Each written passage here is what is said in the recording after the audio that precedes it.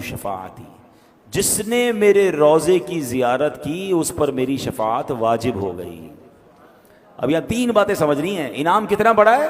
شفاعت واجب ہے، قیامت کے دن شفاعت ہوگی تو پھر تو بیڑا پار ہو جائے گا نا۔ مگر اور گہری بات سنو، علماء کہتے ہیں شفاعت ہوگی کس کی؟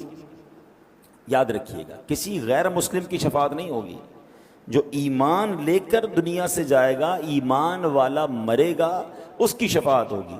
ہم میں سے کس کو پتا ہم ایمان والے مریں گے کہ نہیں؟ ہم تو دعا کرتے ہیں نا، دعا ہی کرنی چاہیے اللہ ایمان سلامت رکھی ہو۔ مگر یہاں نبی پاک نے کیا فرمایا؟ وجبت لہو شفاعتی، واجب ہو گئی اس پر میری شفاعت۔ اس کا مطلب یہ ہوا جو مدینے جاتا ہے اس کے ایمان کی حفاظت بھی ہو جائے گی انشاءاللہ، اس کا خاتمہ ایمان پر ہوگا۔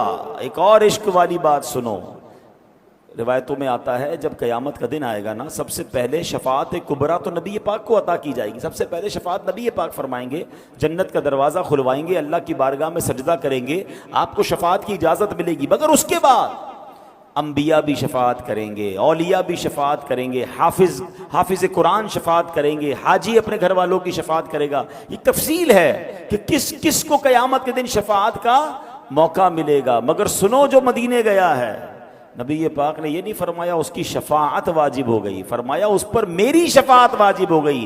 وجبت لہو شفاعتی، میری شفاعت واجب ہو گئی۔ تو اے مدینے کے زائر، تجھے مبارک ہو، قیامت کے دن صرف شفاعت نہیں ہوگی بلکہ شفاعت خود رسول پاک علیہ السلام فرمائیں گے۔ پھر بندہ کیوں نہ مدینے جانے کو ترسے؟ خدا کی قسم ایسا شہر نہیں ہے دنیا میں کوئی اور۔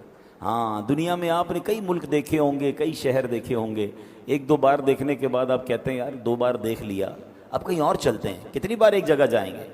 مگر مدینہ وہ ہے 1000 بار دیکھ لیں جی بھرتا نہیں ہے۔ تو جو نہیں جا پا رہے نا، ان کا کام کم از کم یہ تو ہونا چاہیے کہ میری دعاؤں میں مدینہ ہو، میرے تصور میں مدینہ ہو، میری التجاؤں میں مدینہ ہو، میرے آنسوؤں میں مدینہ ہو۔ میں مانگتا رہوں اللہ کی بارگاہ سے، اللہ کے رسول علیہ الصلوۃ والسلام کی طرف درود پاک کے نذرانے پیش کرتا رہوں۔ جو میرے بس